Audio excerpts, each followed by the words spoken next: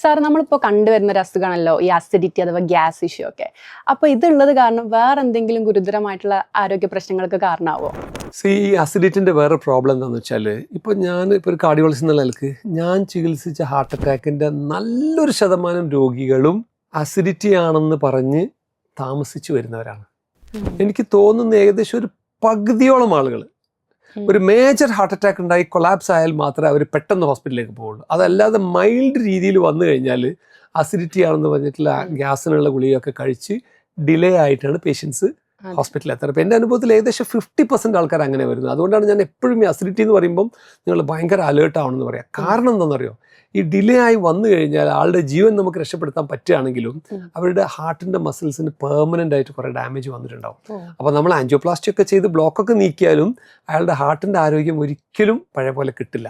അപ്പോൾ അതുകൊണ്ടാണ് നമ്മൾ അസിഡിറ്റി എപ്പോഴും വളരെ ശ്രദ്ധയോടുകൂടി വാച്ച് ചെയ്യണം എന്ന് പറയുന്നത്. അസിഡിറ്റി ഉള്ള ആൾക്ക് ഹാർട്ടിൻ്റെ പ്രോബ്ലം ഇല്ല എന്നുള്ളത് നമ്മൾ ഉറപ്പ് വരുത്തണം എന്ന് പറയുന്നത്.